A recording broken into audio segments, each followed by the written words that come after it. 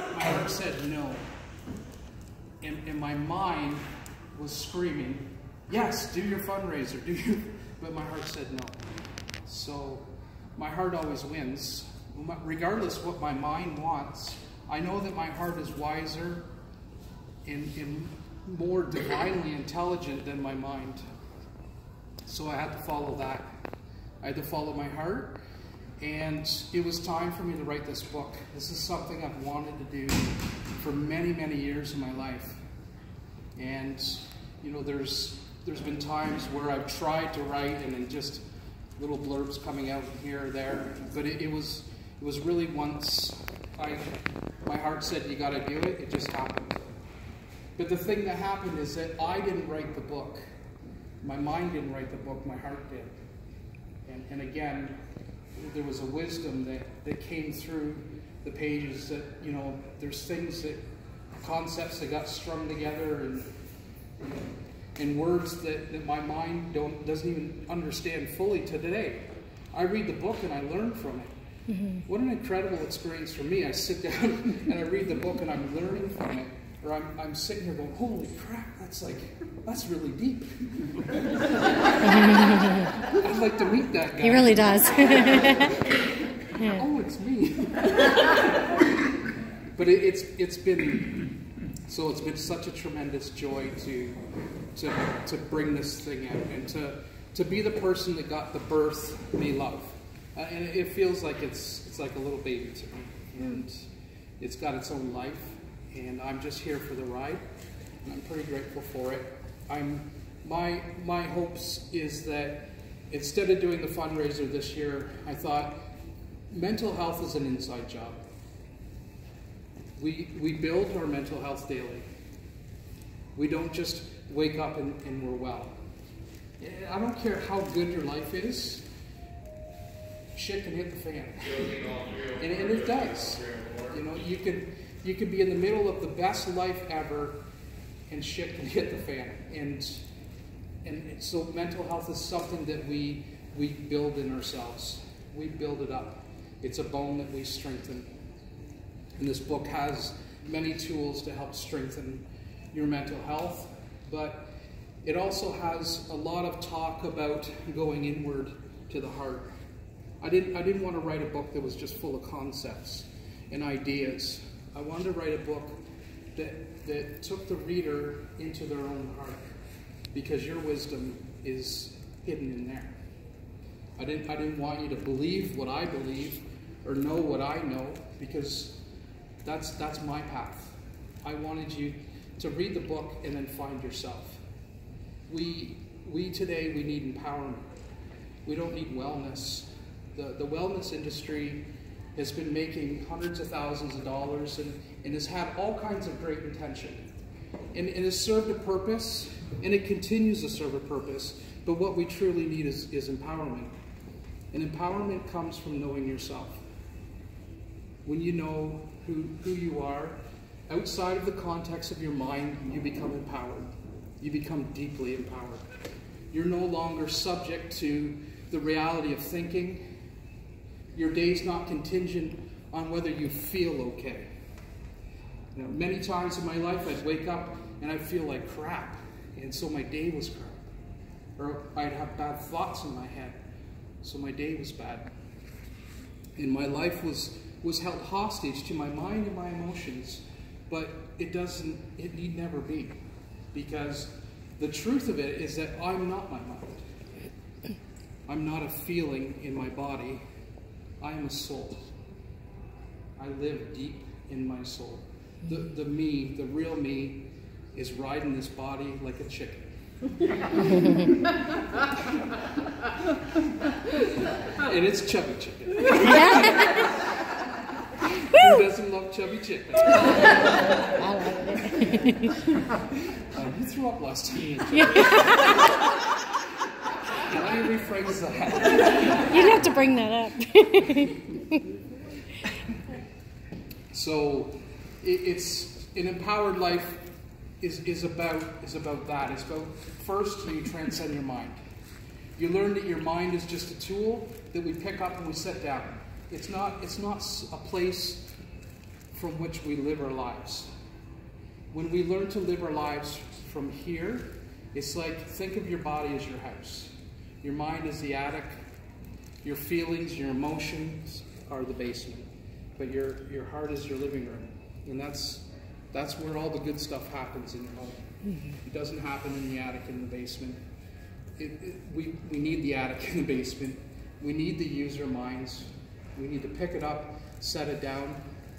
It's a tool for our use. But when it's using us, we're not living our fullest potential. You know, I want to stand in front of you today and inspire every one of you guys to amp up your path, amp up your spirituality, amp up your life, get out of your mind, get into your heart, and live your purpose. There's a giant purpose in every one of us. And the truth is, I believe there's 1,000 people sitting behind every one of you in this room, waiting for you to wake up and claim your power. There's 1,000 people that need your special gifts.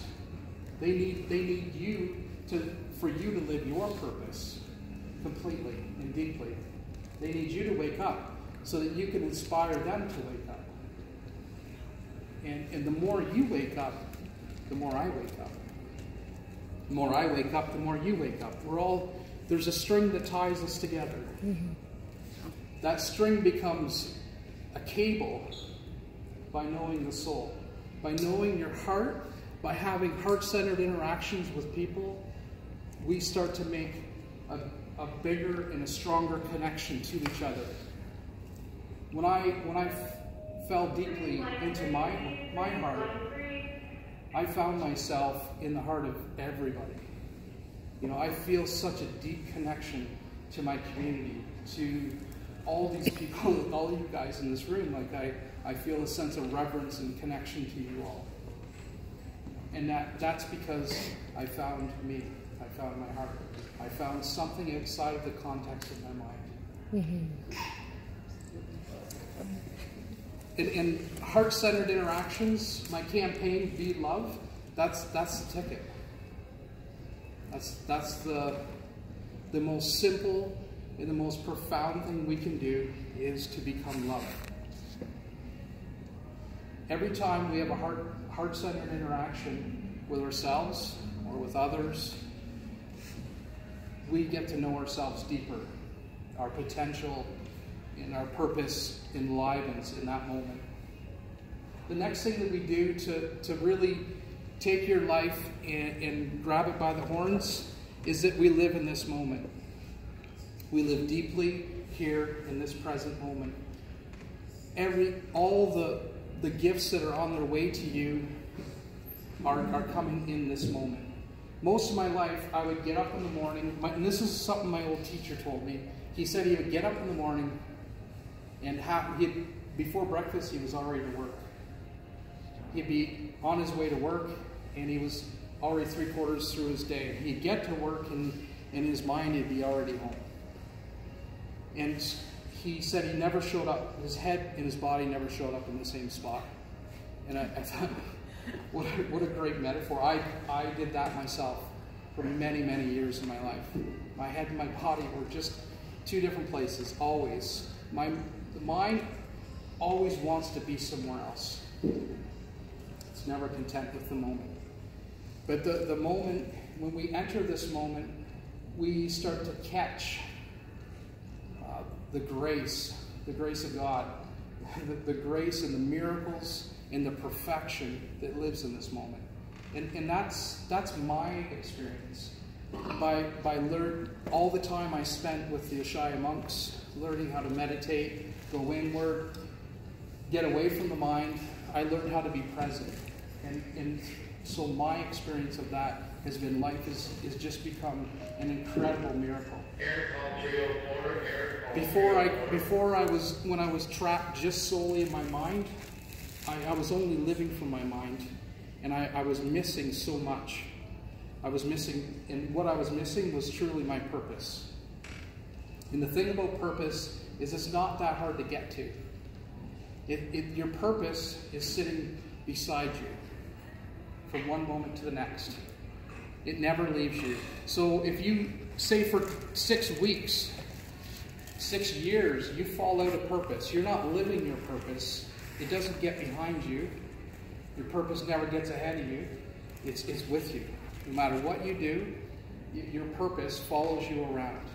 And it's here to be actualized. And we live that purpose more fully by embracing the moment at hand.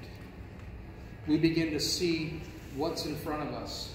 You know, there's a million things, like I say, landing at our feet all the time. There's many blessings that are coming to us. So the idea is that we wake up and we capture all these moments. You know, in the book I talk about, we have 100,000 thoughts a day. And most of us couldn't say what 1,000 of our thoughts were. There's just so much traffic going on, and I was so consumed with that. You know, the idea is to capture what's in front of you and not what's going on in the mind. It's my pleasure and honor to be here today, to be standing in front of you. If anybody has any questions, I'd love to hear what you have to ask. Did you find when you say your mind, or used to be your mind and body would be at 2 different places, kind of a weird question, but does that include, for some people, would you think like going shopping, like buying stuff on what you want next? Just any kind of desire would be included in that? Yeah, it was constantly chasing a desire. Go from one desire to the next desire. Desires in general, yeah. It was desire that, fulfilling my desires, that actually threw me into the deepest depression. Mm-hmm. That sounds kind of weird. By 20, I went through and I checked everything off the list. I had a house, I was married, I had a car, my house is full of stuff I didn't want or need. I had vacation property and a motorcycle. I checked everything off the list, and I still wasn't happy. And it was because I was looking outside of myself. I thought my joy and my happiness was going to come through obtaining something else. Famous people find that a lot, eh? I think. It's a pretty common experience. Mm-hmm. Yeah, you didn't hear the question back here? Oh, they didn't hear the question? Okay, it was about your desires and how our desires kind of lead us into wanting more. Just keep wanting more, and they don't fulfill us. Yeah, I was saying like your head and body being in 2 different places. Does that include, I'm just thinking for myself, what it used to be is, I'd be thinking about what can I buy next to feel better. You know how you go out shopping and you get so excited, right? I don't get that same fix anymore, but you know, it's the desires just keep you going, stuck in it. That's right. Yeah. Mm-hmm. Any other questions? For teenagers.